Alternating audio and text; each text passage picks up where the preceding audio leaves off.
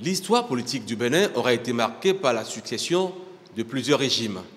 Celui du général Mathieu Kérékou est celui qui a le plus duré dans le temps.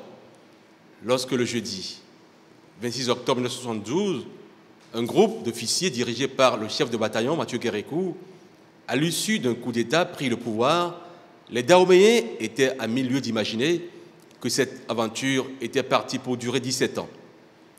Le président Justin Tométien Aoumadegbe, qui succéda à la tête du conseil présidentiel à Hubert Koudjoukou-Maga, le 7 mai 1972, devait céder son fauteuil à Mathieu Kérékou, qui procède à la formation du gouvernement militaire révolutionnaire GMR. Il fallait élaborer une feuille de route pour conduire les rênes du pays.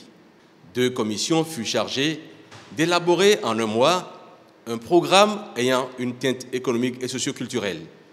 Ainsi, le jeudi 30 novembre 1972, Mathieu Kérékou rend public au Palais de la Présidence, en direct sur la radiodiffusion nationale, les résultats des travaux de cette commission à travers une allocution qualifiée de discours-programme de politique nationale et d'indépendance nationale. Un programme ayant pour socle, comptons d'abord sur nos propres forces, sur nos propres ressources, sur l'initiative créatrice des larges masses populaires. Un discours visant à réorganiser toute la charpente économique, culturelle et sociale du Dahomey. Il s'agissait d'œuvrer à libérer le pays de la domination étrangère, l'éradication de la corruption, de la concussion et du népotisme. Le GMR avait pour ambition d'affermir l'autorité de l'État, développer des relations extérieures basées sur le respect de la souveraineté nationale, l'égalité et l'avantage réciproque. En effet, 2 ans après la proclamation du discours-programme, le gouvernement militaire révolutionnaire a décidé de faire une option politique. Ainsi, le 30 novembre 1974, le GMR prit l'option du socialisme scientifique comme voie de développement et le marxisme-léninisme comme guide philosophique.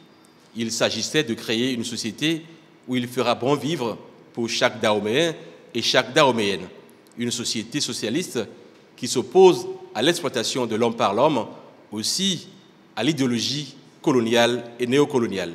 Le dimanche 30 novembre 1975, un an après, à la place de l'indépendance, à Cotonou, Mathieu Kérékou prend de court le peuple dahoméen et annonce le changement du nom du pays et la naissance de la République populaire du Bénin, RPB. Il crée aussi le Parti de la Révolution populaire du Bénin, PRPB, parti unique et parti État. Il procède aussi au changement des couleurs nationales. Le drapeau tricolore passe le témoin au vert, frappé d'une étoile rouge à 5 branches régulières dans l'angle supérieur gauche. Pendant ce temps, sur le boulevard de la Marina, où se déroulait l'événement, retentissaient 21 coups de salve suivis d'un défilé militaire et populaire. Ce fut les 3 Glorieuses.